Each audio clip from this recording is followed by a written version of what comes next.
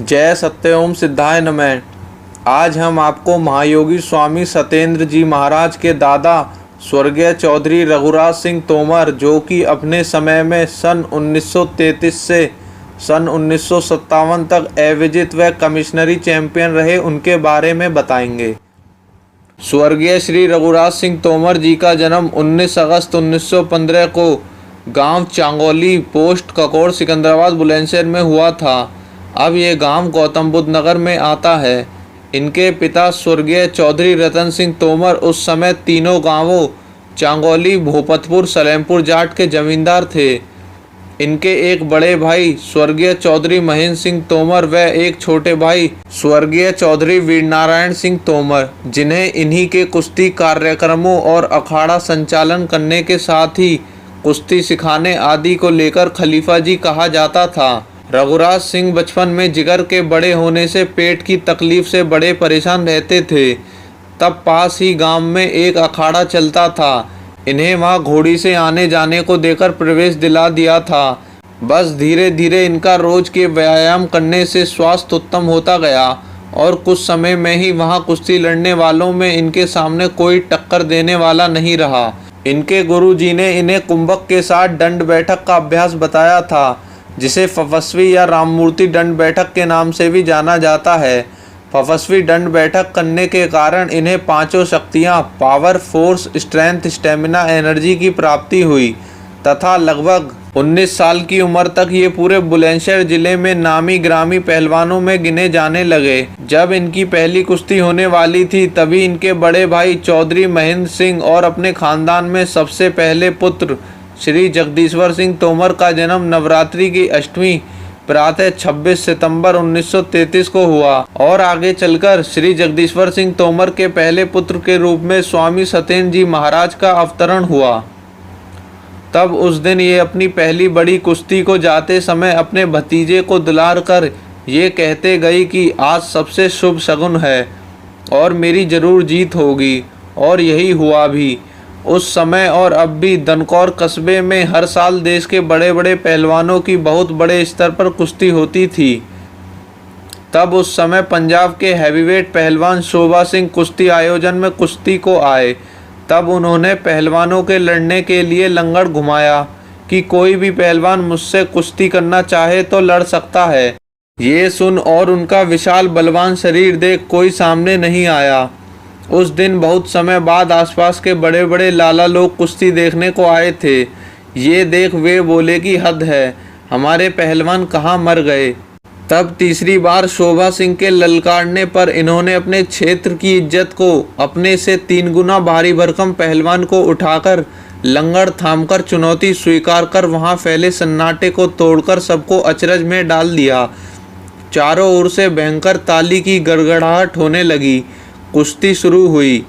पहले राउंड से लेकर तीसरे चक्कर में शोभा सिंह अपने शारीरिक बल से इन्हें अपने नीचे डाल लेता, पर ये दावों के बल से नीचे से निकल उठ खड़े हो जाते और कुश्ती चलती रही। चारों ओर अपने क्षेत्र के इस नवयुवक पहलवान की इस तरह दावपेच भरी कुश्ती और साहस को देखकर वाह वाह और तालियों की गड़गड़ाहट से भरी भीड़ दर्शकों का हुजूम अखाड़े में जोश भर रहा था।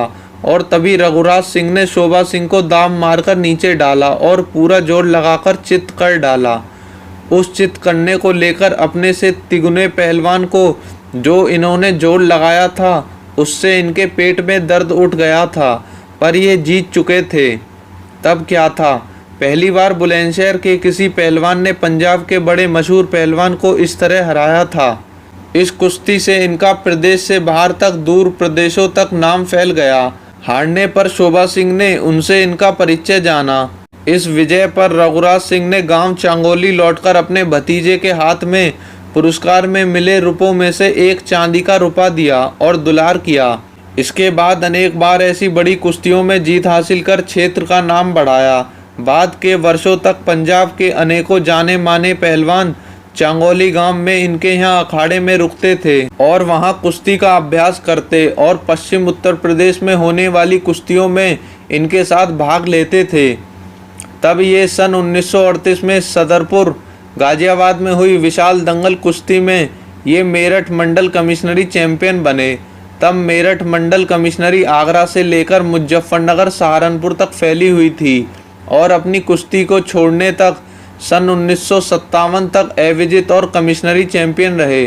एक बार गामा पहलवान के पोते से इनकी कुश्ती बराबर की छूटी, जिसे गामा भी देखने आए थे और गामा ने इन्हें पीठ थपथपा कर आशीर्वाद भी दिया कि पहलवान बड़ा तेज और अच्छा लड़ते हो।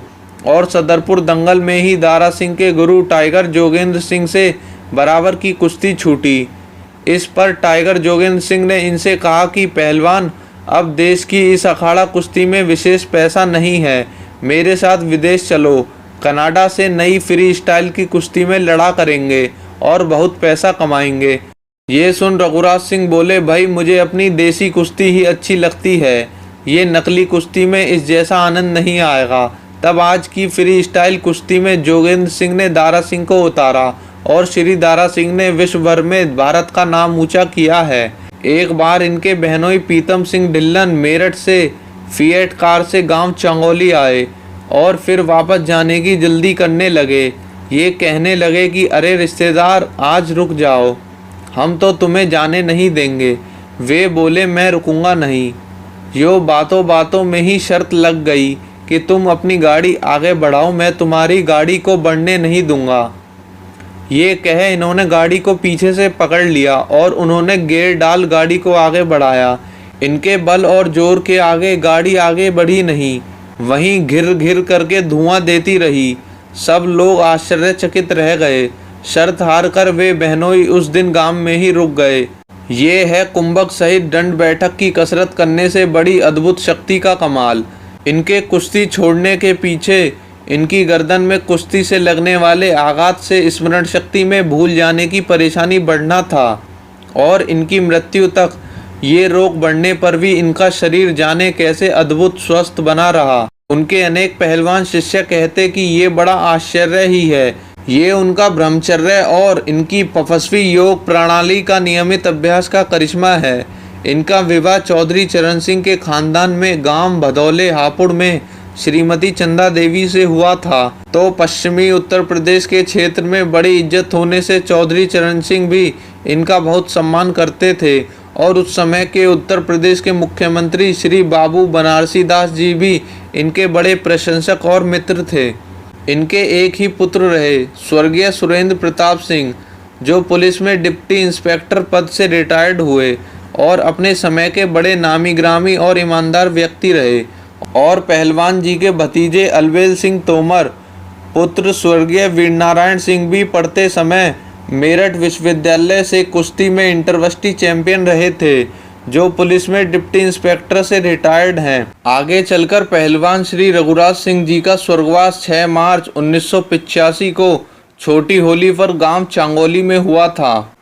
तो सभी को अवश्य ही तपस्वी योग करना चाहिए, जिससे कि शरीर प्राकृतिक व शक्तिशाली बने। जय सत्य ओम सिद्धाय नमः।